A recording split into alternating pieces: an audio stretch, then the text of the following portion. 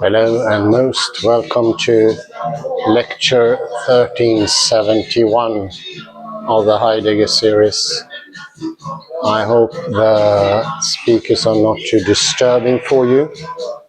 I will continue the lecture of 1370, where I left off with Rosen on the first paragraph, page 246, and we were into the Necker cube and how it contradicts our expectations of a cube, because it brings together opposing realities, perspectives that we are accustomed to experiencing just one at a time.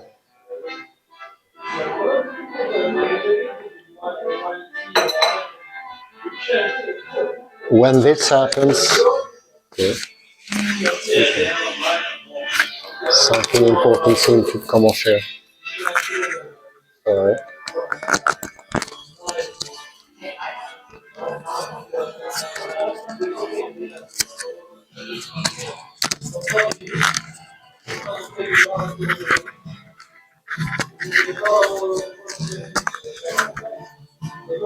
I'll give it another try here.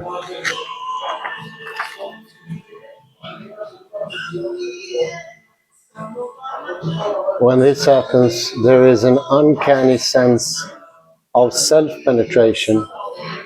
The cube appears to do the impossible, to go through itself.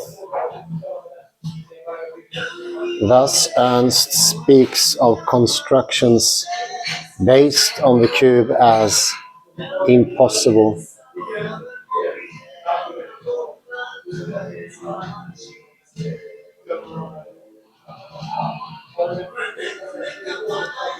If we imagine the bare cube, figures 1 and 2a, as a solid object appearing in space, whose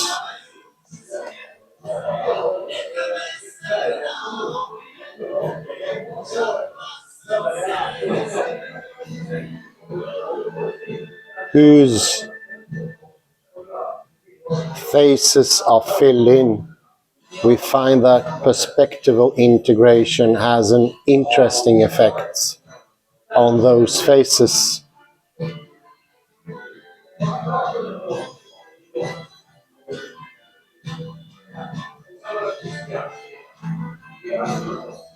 In the conventional, perspectively polarized way of viewing the cube, when the shift is made from one pole to another, all the faces of the cube that had been seen to lie inside presently appear on the outside, and vice versa.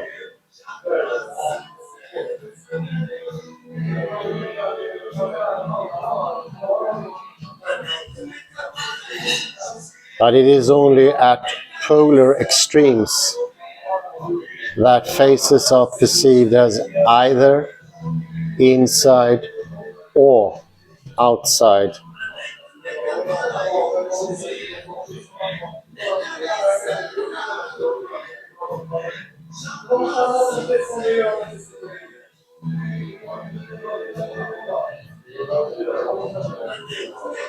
With the fusion of perspectives that dissolves what lies between the poles, each face presents itself as being inside and outside at the same time.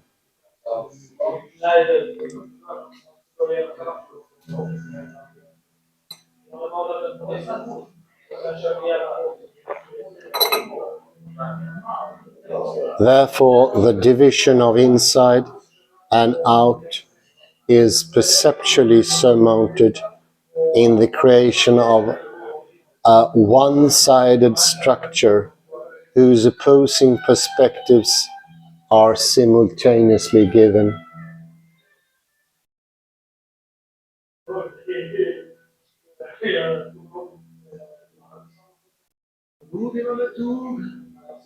Simultaneously? Well, that is not exactly the case.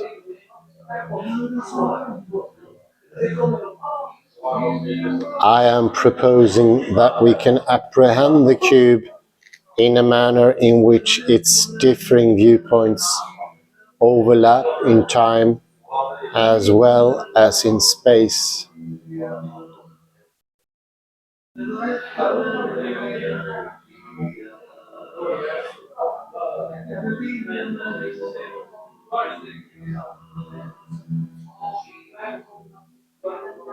But what we actually experience when this happens is not simultaneity in the ordinary sense of static juxtaposition.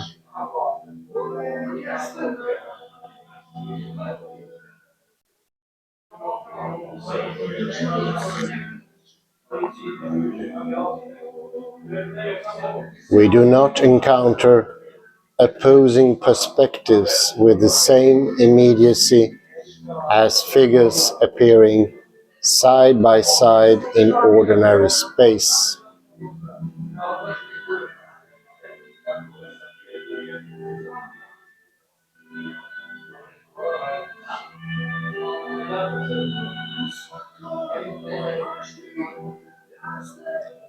Figures that coexist in an instant of time simply common to them, as for example, the letters of the words on this page.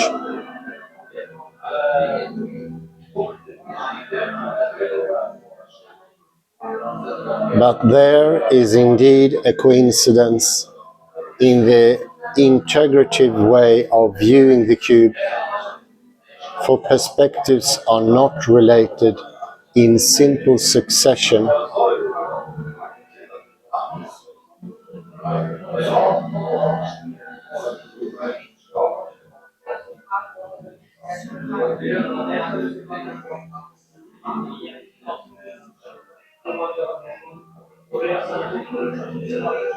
First one, then the other, any more than in simultaneity.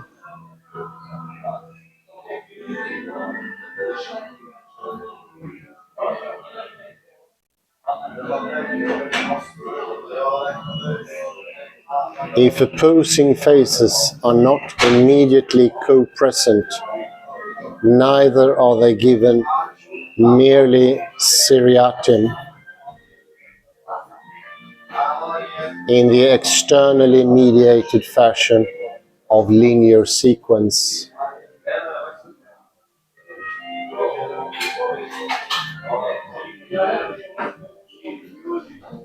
Instead, the relation is one of internal mediation, of the mutual permeation of opposites.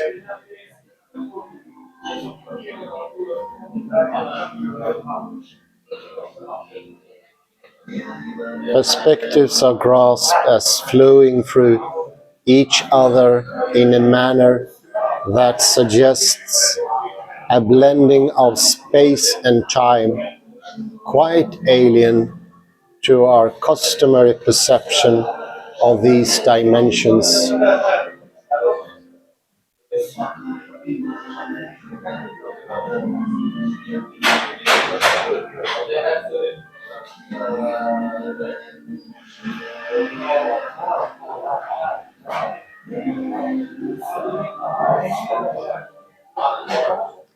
You can see this most readily in viewing figure 2b.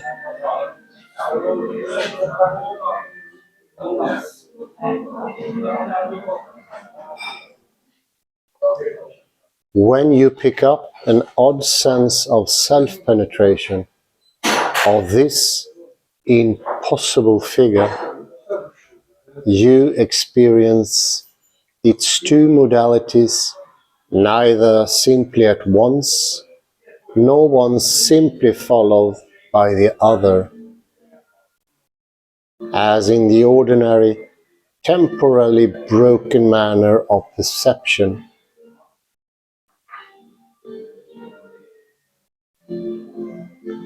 Rather, you apprehend the dynamic merging and separating of perspectives.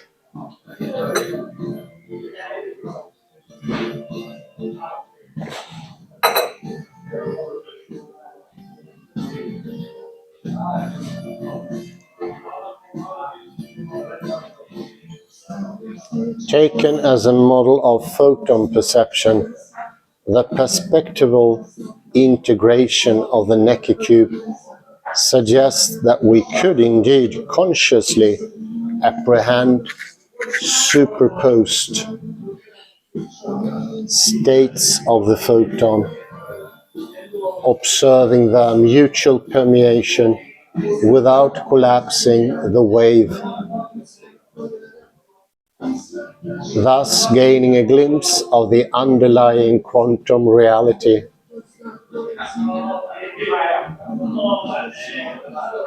If the macroscopic perception model could be realized at the level of actual submicroscopic perception,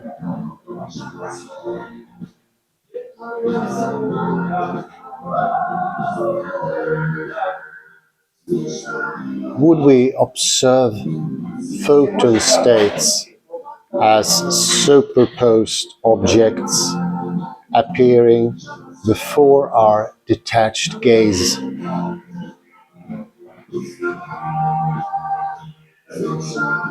Not if the quantum dimension is a dimension of onto phenomenological depth, as I have proposed.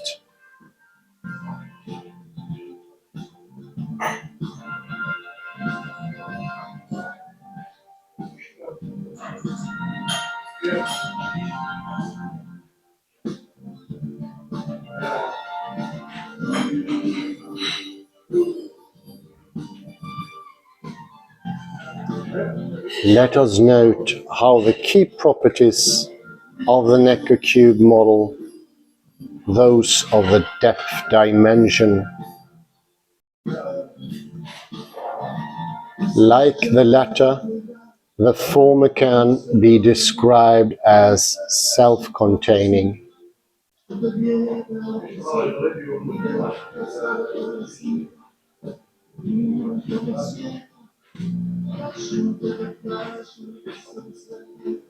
This can be illustrated in a simple way by comparing the cube with a square divided into two parts. Figure 3. Do look in the enclosed file.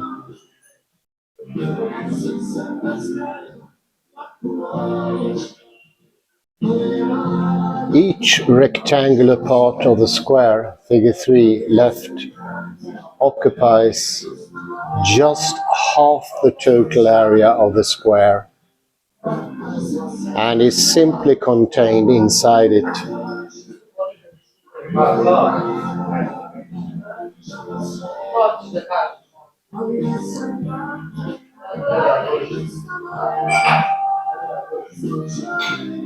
By contrast, a given perspective of the cube, figure 3, right, encompasses the entire configuration in expressing itself.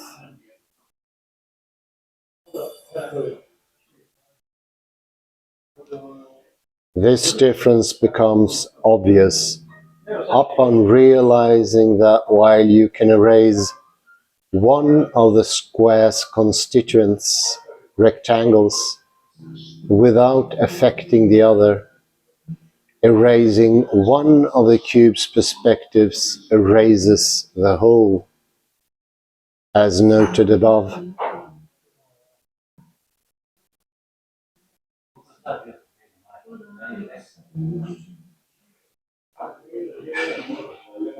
Each of the cube's perspectives thus contains the whole, and in so doing contains itself.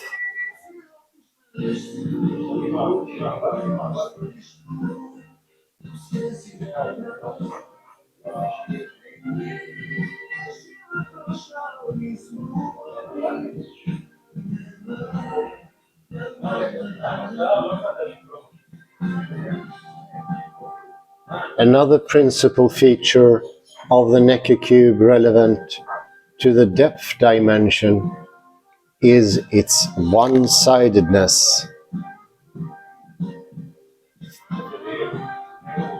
We witnessed above how the perspectival integration of the cube creates a perceptual structure that fuses inside and outside.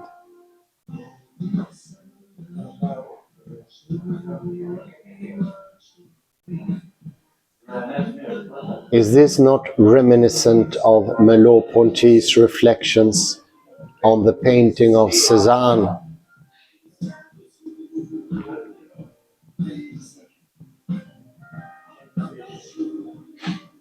To repeat, the painter's vision is not a view upon the outside,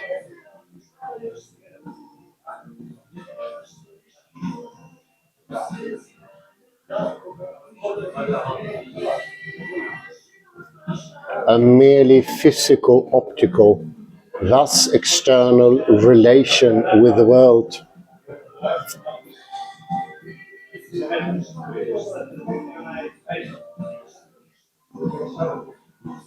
The world no longer stands before him through representations. Rather, it is the painter to whom the things of the world give birth.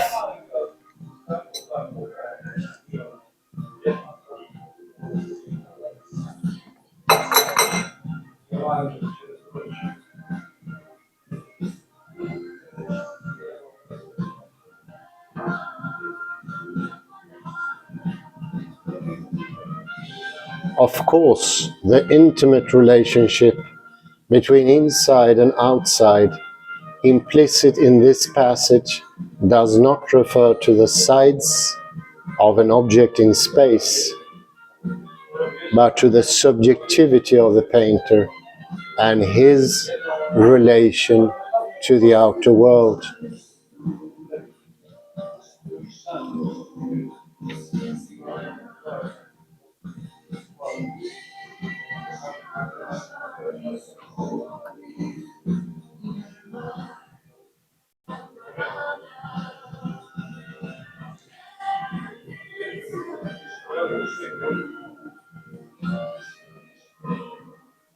This speaks to the limitation of the perceptual model. The integrated cube appears in front of us as a macroscopic object embedded in the familiar two-dimensional space of the page.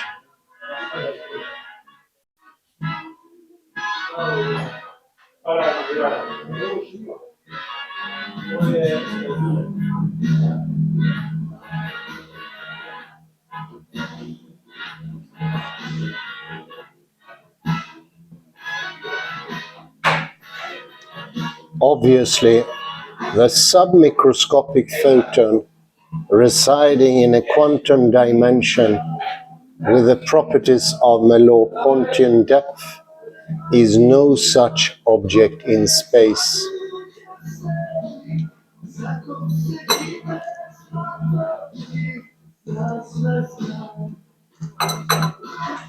So while the fusion of Necker cube sides surely can be taken as modeling the depth dimensional fusion of subject and object in the quantum world, it does not deliver that fusion in a tangible way.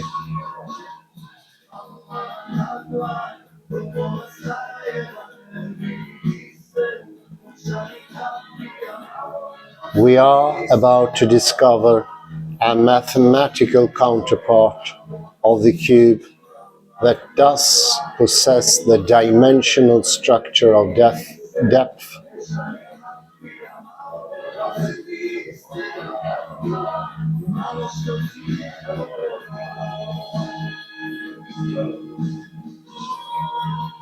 As we proceed, keep in mind two essential features of the integrated cube: its one-sidedness and its self-penetration.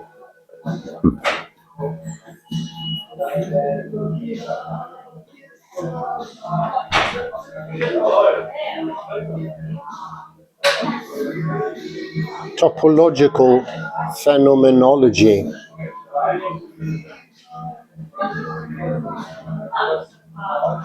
A clue for tangibly articulating the depth dimension is found in the working notes of Merleau-Ponty's final volume, The Visible and the Invisible.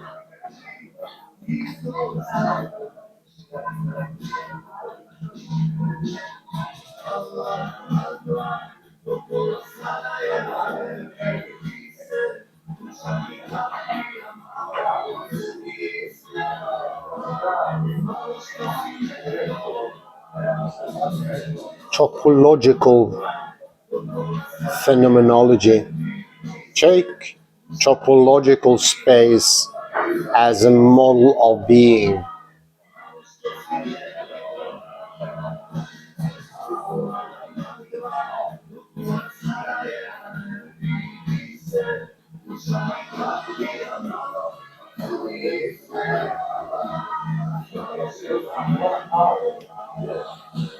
The Euclidean space is the model for idealized perspectival being, and it's consistent with the classical ontology. The topological space, on the contrary, is a milieu in which are circumscribed relations of proximity, of envelopment, etc., and is the image of a being that is at the same time older than everything and of the first day.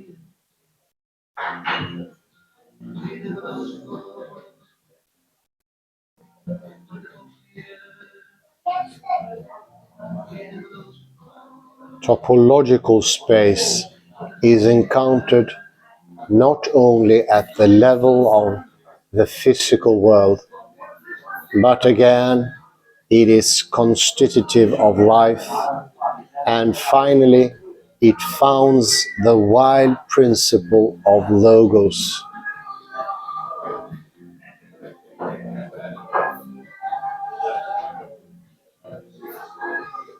It is this wild or brute being that intervenes at all levels to overcome the problems of the classical ontology.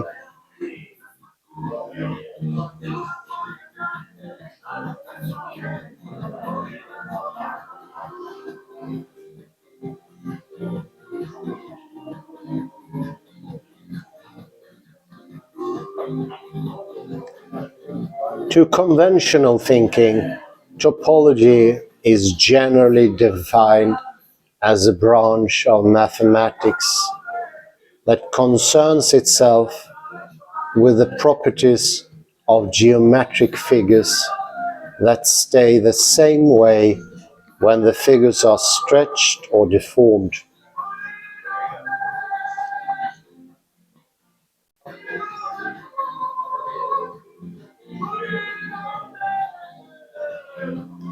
In algebraic topology, structures from abstract algebra are employed to study topological spaces.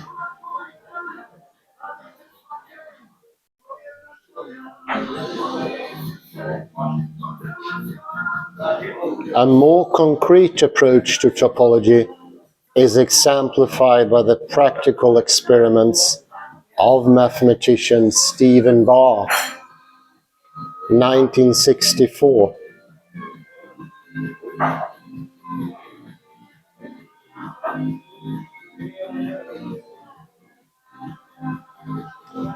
In either case, however, the underlying philosophical default setting tacitly operates, with topological structures regarded strictly as object under the scrutiny of a detached analyst.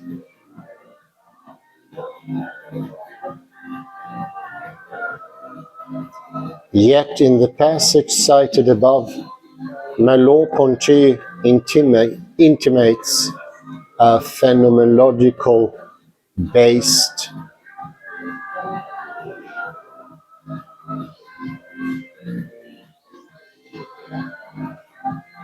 non-objectifying form of topology. As a matter of fact, when Merleau-Ponty metaphorically describes topological space as the image of being that is older than everything and of the first day,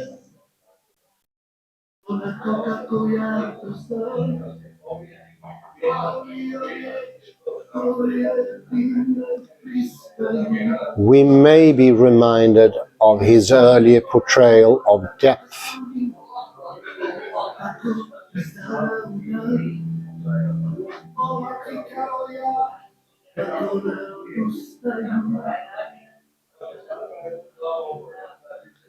It is the first dimension that contains all others.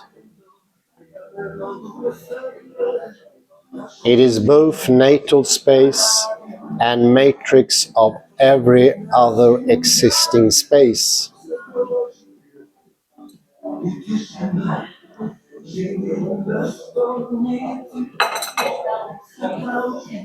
Can we sharpen our focus on the depth dimension by going further with topology?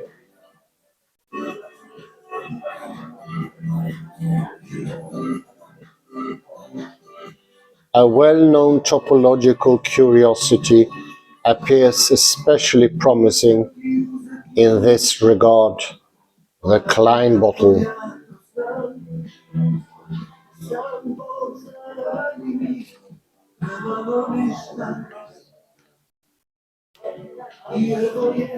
Elsewhere, I have used the Klein bottle to address a variety of philosophical issues. For our present purpose, we begin with a simple illustration.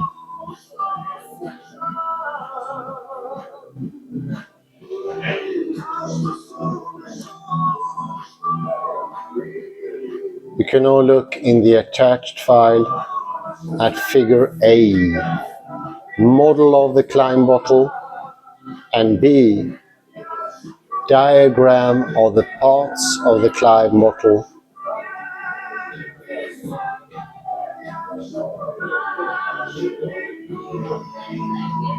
Figure 4b is my adaptation of communication theorists Paul Ryan's linear schemata for the Klein bottle.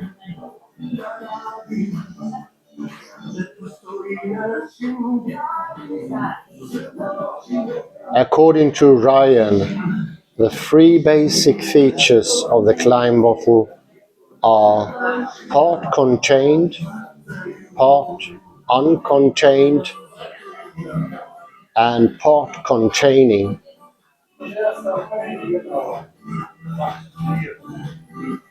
Here we see how the part contained opens out at the bottom of the figure to form the perimeter of the container.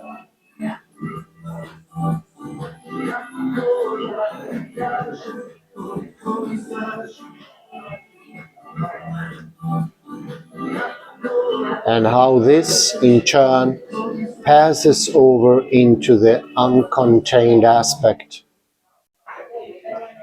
in the upper portion of figure 4b.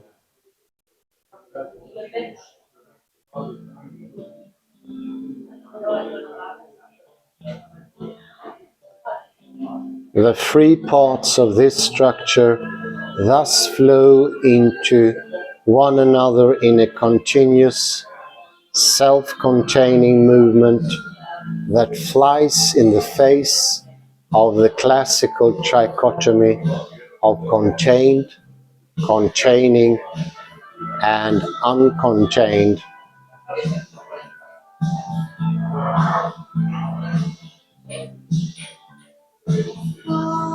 Symbolically, of object, space, and subject.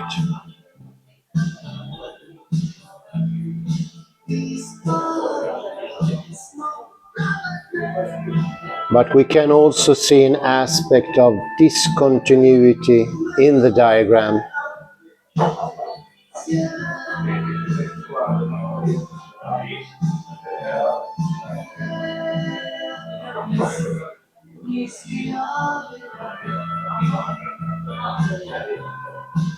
At the juncture where the part uncontained passes into the part contained, the structure must intersect itself.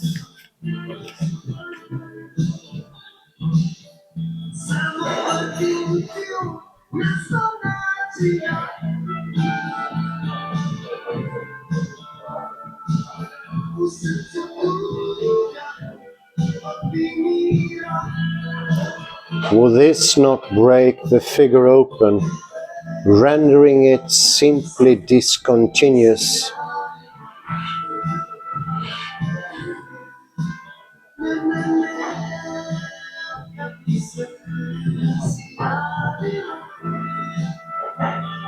While this is indeed the case for a Klein bottle conceived as an object in ordinary space, the true Klein bottle actually enacts a dialectic of continuity and discontinuity.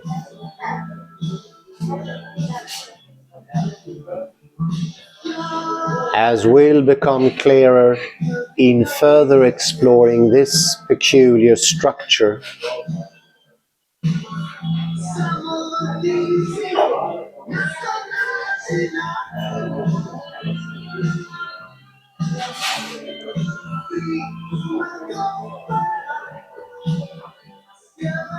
We can say then that in its highly schematic way, the one-dimensional diagram lays out symbolically the basic terms involved in the continuously discontinuous dialectic of depth.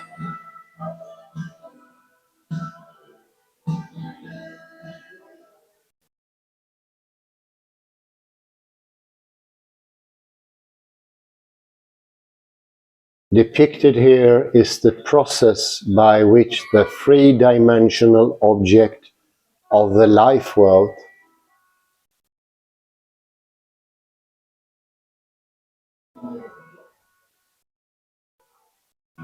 in the act of containing itself is transformed into the subject.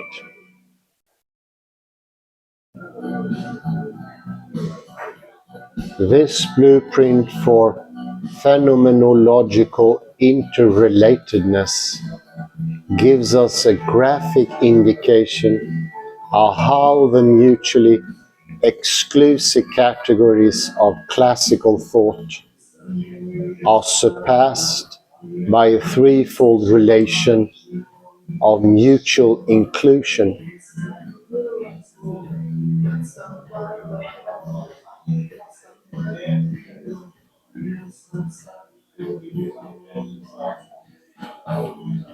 It is this relation that is expressed in the primal dimension of depth.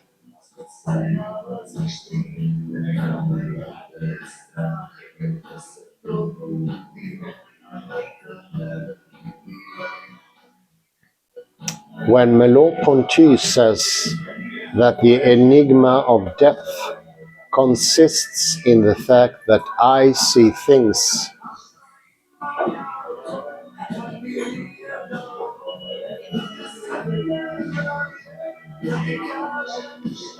precisely because they eclipse one another, that their exteriority is known in their envelopment.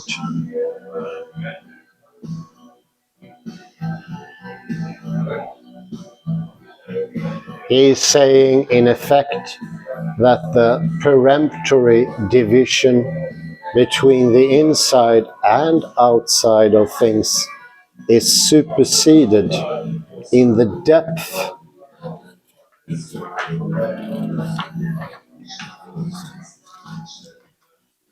so I just put a little break here. You can ease your eyes on this. I will continue to parallel this text with the text of Anya Daly, Ontology and Attention, addressing the challenge of amoralist through Merleau-Ponty's phenomenology and care ethics. And why this points, this is, sorry, I just jumped into it. I am at page, let's see here, 6, and it is the third paragraph. It's a little quote from Barth, and just where it says page 687, I jumped in. And while this points to the potential of cultivation in presence, what it does not fully grasp is that antecedent to any of these cultivations, there is a need for the practitioner to be present to themselves.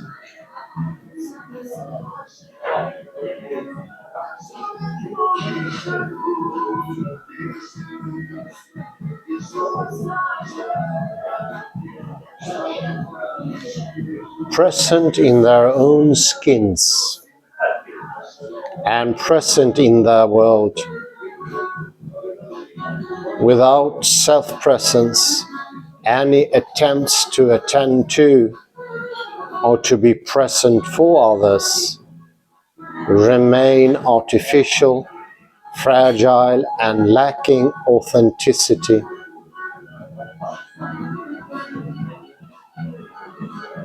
While this is hinted at, Barth and Clavier do not give a full analysis of the requirements of presence and the underlying supports for presence. And this is where a return to phenomenology would be useful.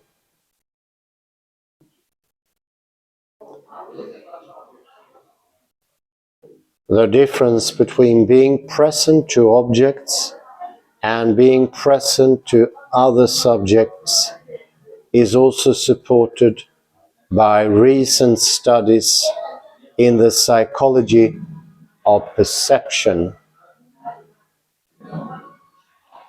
Sean Gallagher, in his chapter Inside the Gaze,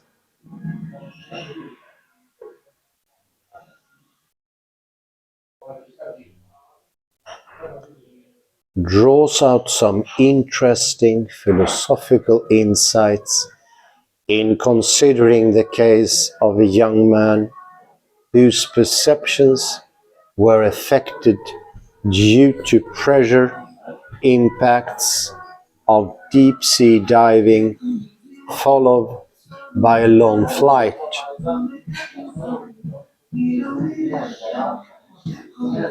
In brief, his perception of objects,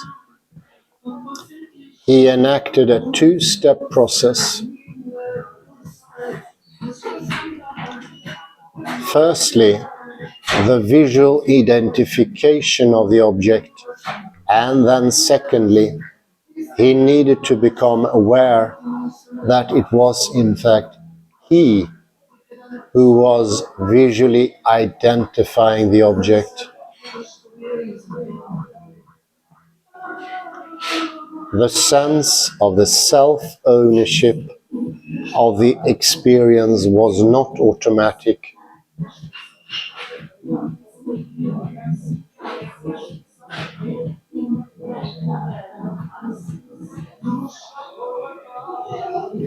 However, this young man was on psychometric testing entirely normal, and his social interactions and recognition of others were not impacted at all.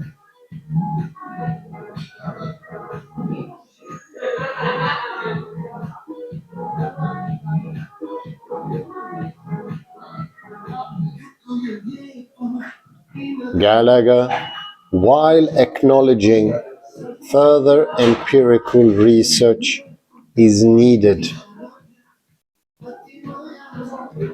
suggests that whereas the perceiving subject seems to have an inalienable, inalienable, inalienable sense of mineness,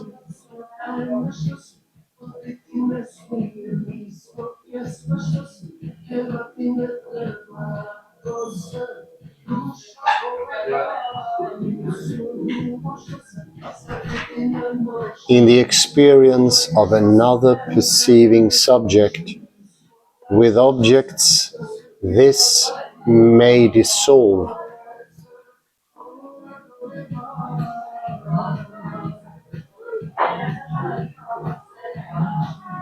While objects are capable of defining a different vantage, it is only with other perceiving subjects gazing back that the subject has the irrefutable sense of me.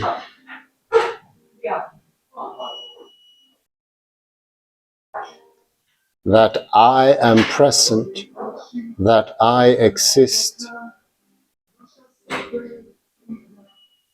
and that this experience is mine.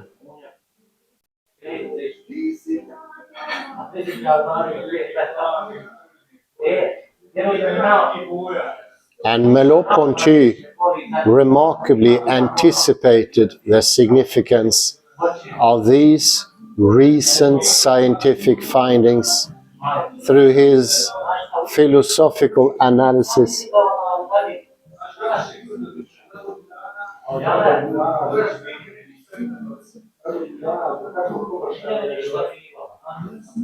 Just as perception of a thing opens me up to being by realizing the paradoxical synthesis of an infinity of perceptual aspects, in the same way, the perception of other founds morality by realizing the paradox of an alter ego of a common situation.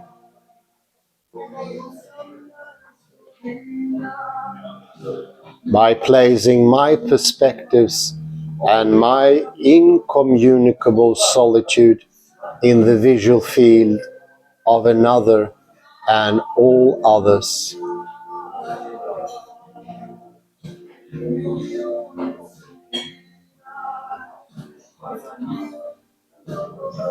Perception is thus fundamental to the establishment of a phenomenological ethics, because perception itself has a normative dynamic due to the figure ground structure inherent to any percept.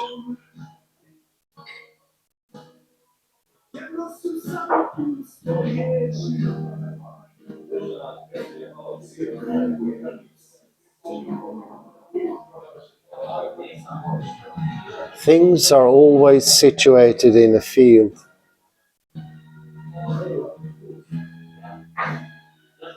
So to subjects always belong to a broader sphere of sociality, whether at a level of family, community, nation, species, or animality.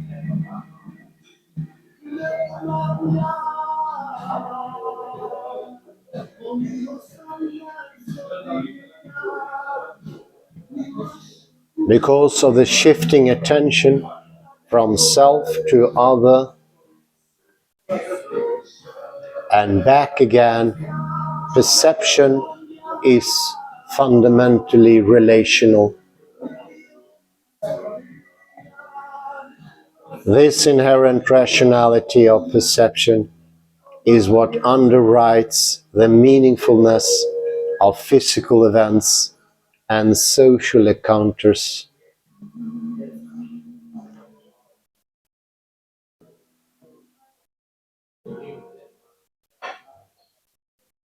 Therefore, Merleau-Ponty demonstrates in two senses that even in mere object perception, others are implicit. Firstly, while perception of an object includes various potential advantages for myself.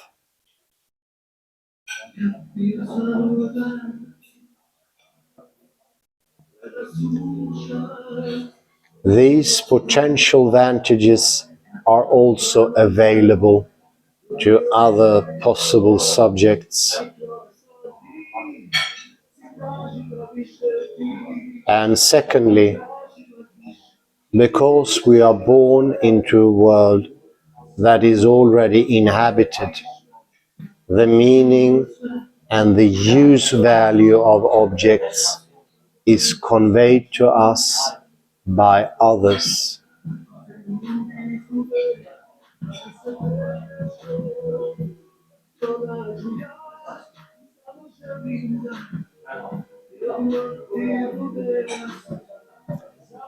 The perceptible world already implicates others because we are of the world.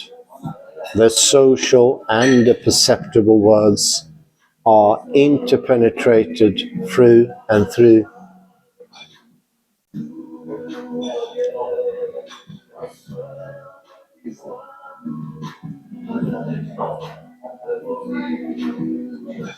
Moral consideration is thus neither purely internal and private deliberation, but already implicates a multiplicity of perspectives.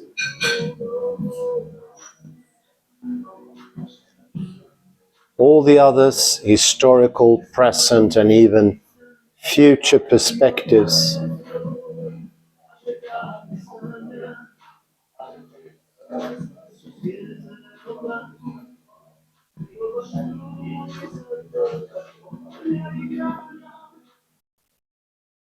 while the absence of empirical studies, the following thoughts remain purely philosophical, even speculative. Nonetheless, we can evaluate them on their coherence and explanatory value.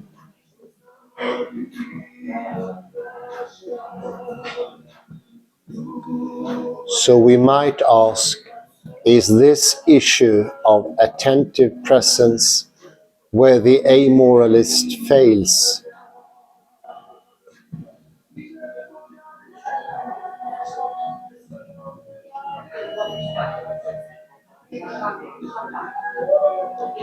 He is unable to summon sufficient or any attentive presence.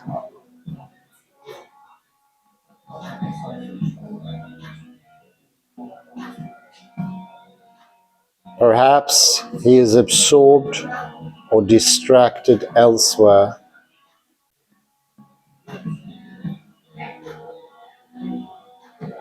Perhaps his sense of embodiment is impaired.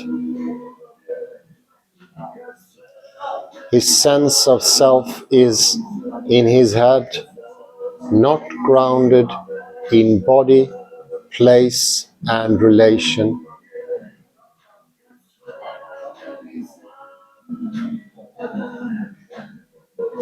Simply then, he is absent for himself, absent for others, and arguably absent for life.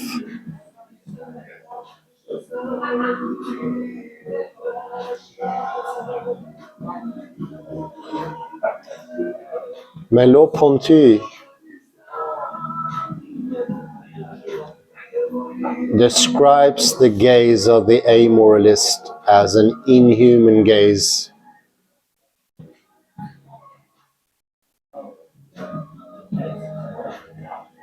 Through which he regards others as mere insects by withdrawing into the core of his thinking nature.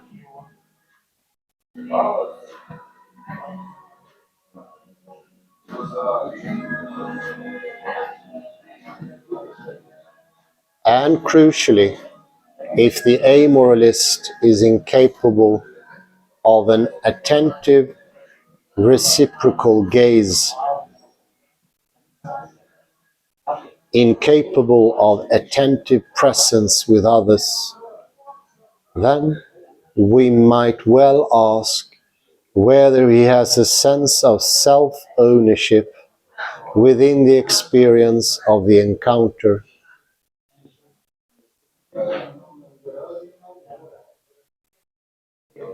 Are encounters with other fellow creatures merely experientially equivalent to an encounter with an object that can potentially be dissolved?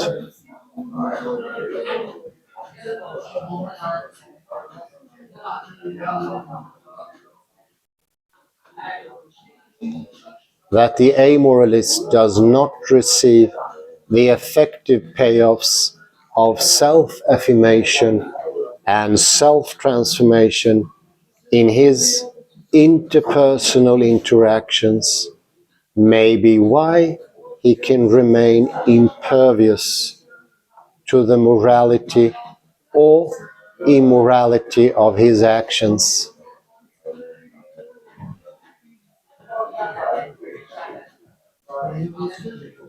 Relations with others are perhaps, in a sense, experimental.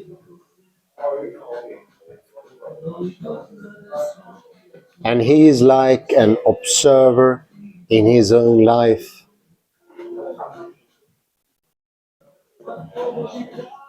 Will there be a payoff? Will my sense of self be affirmed?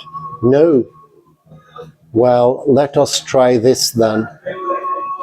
My comment here is also, this is the self of the left hemisphere, something that is not embodied in presence, something that is not corporal, something that is flying high above.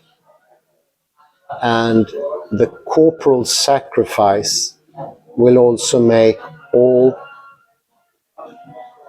positive attitude to others become impossible.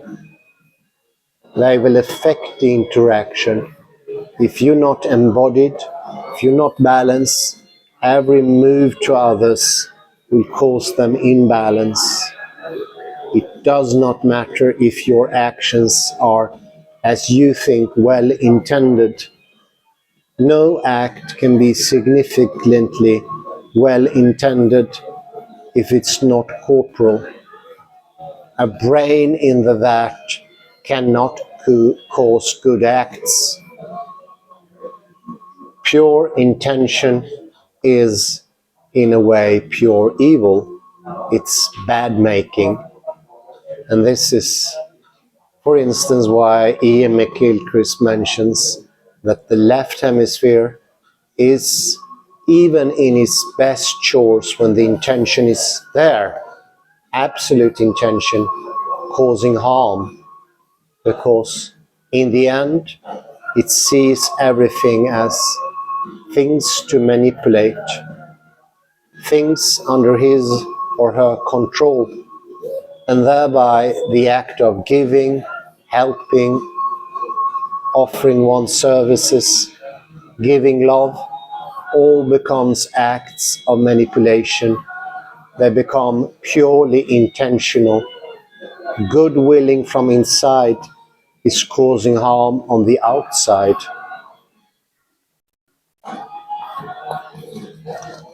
I think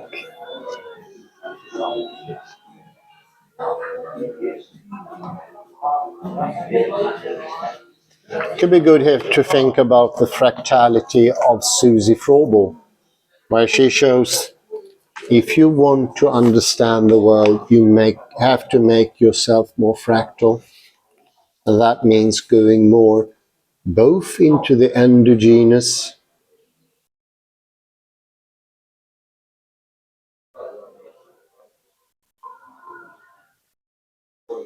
and into the exogenous.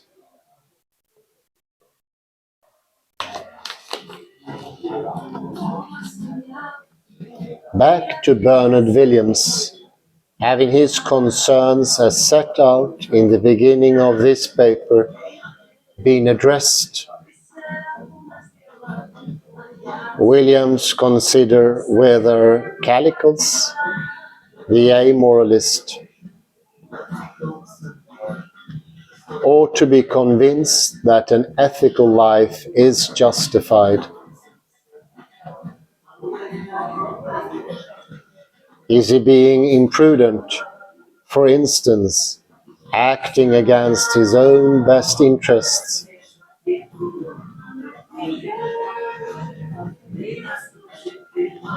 Or is he rational in a more abstract sense?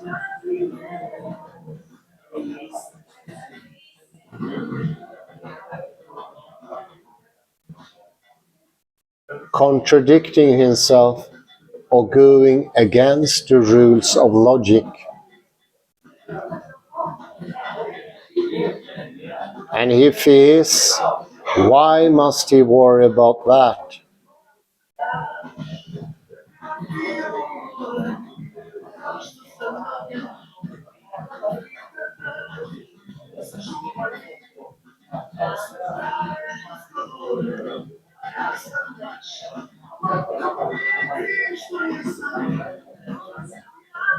The first question requires us to answer with further questions. What in fact are Calicle's best interests? Who decides?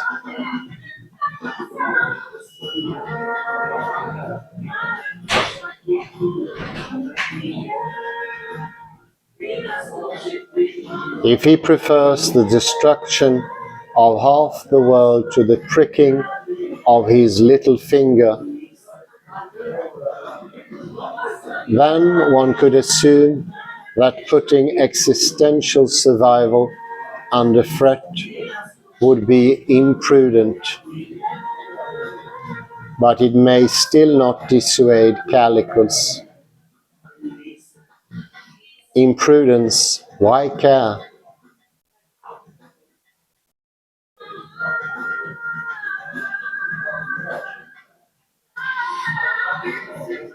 Why should he care?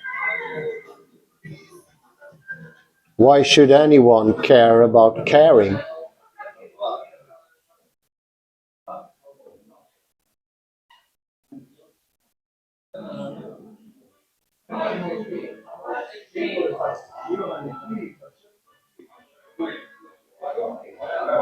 And with that too, we could say he would not be persuaded by rational means.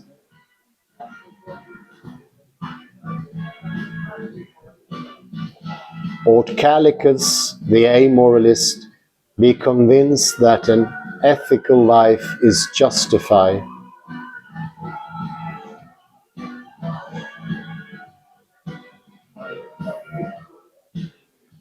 Ought must certainly implies can.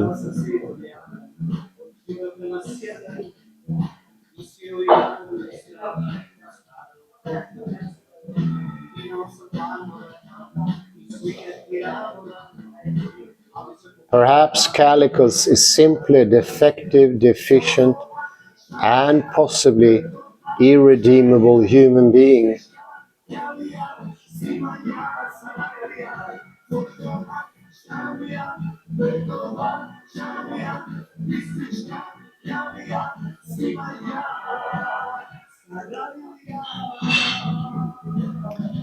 I have argued that the defects and deficiencies concern the capacities for attentive presence, for care, afforded to each subject in virtue of being embodied, percipient, and intersubjectively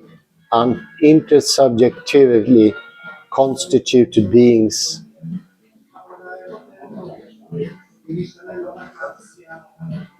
Until there is something in it for him at a deeper level than mere rational and prudential considerations.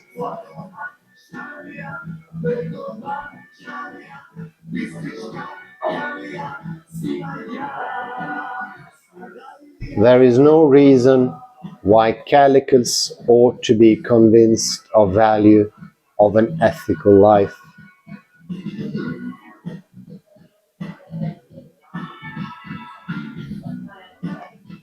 Until his likely fragile, small sense of self gains a measure of robustness through attentive presence to his own embodied experience, supported by the gazes and gestures of care of others.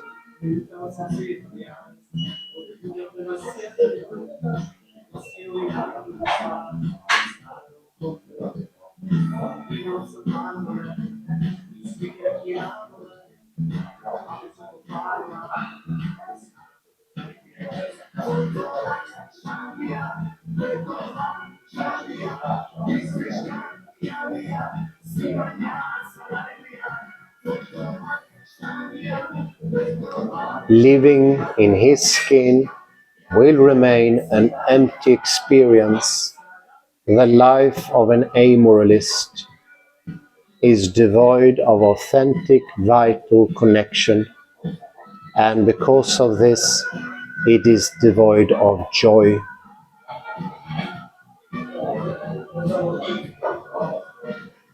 Being attentively present to such a one demands the scope of care of a bodhisattva.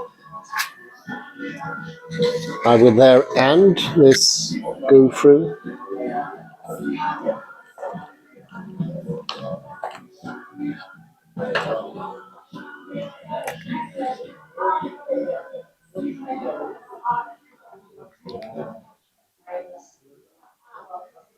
Chameleon. Let me see if I can find a pen.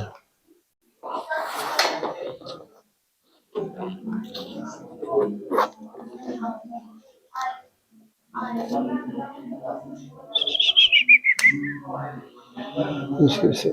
70. 71.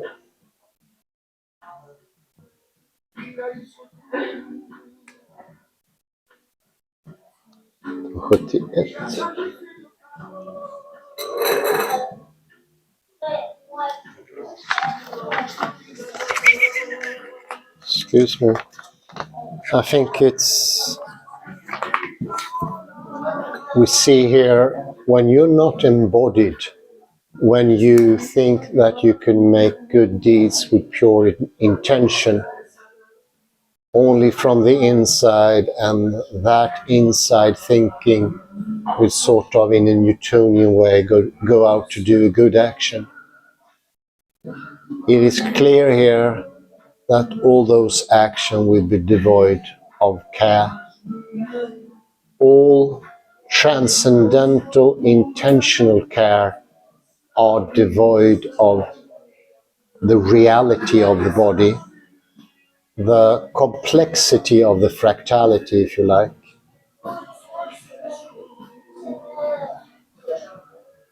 They are oversimplification and brute, and their cause pattern will make the deed bad. It will go rancid. I come to think about a Swedish expression, it was the thought that counted. This shows it's just the opposite. When there is a thought, and that thought is not embodied in your own body, your actions will be tainted with that lack of bodiness. It will be coarse.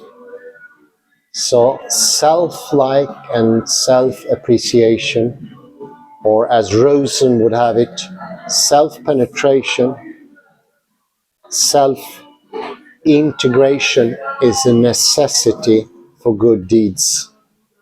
Otherwise, deeds are sharp, hard, non-yielding, non-caring, non-loving.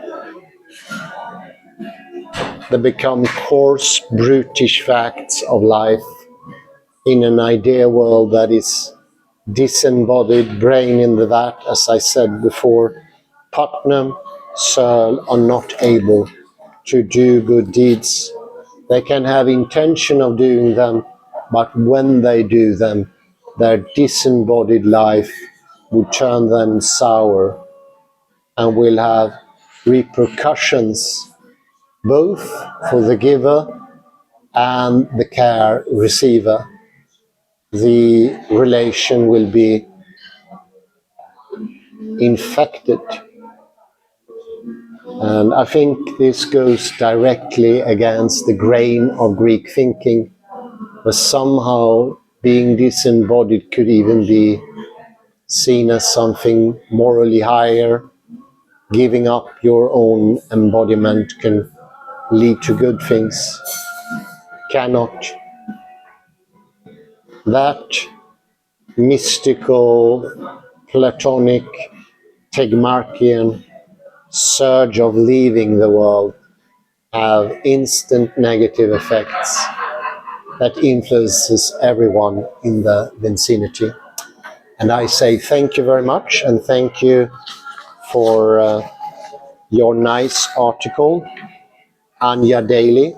We're now finished with it, and we can put it to the ledger, and we will continue with Rosen, starting from 250 and onwards.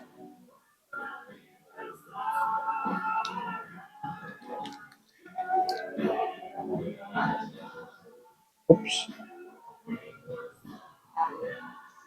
Thank you very much, and have a very pleasant afternoon. Bye bye for now.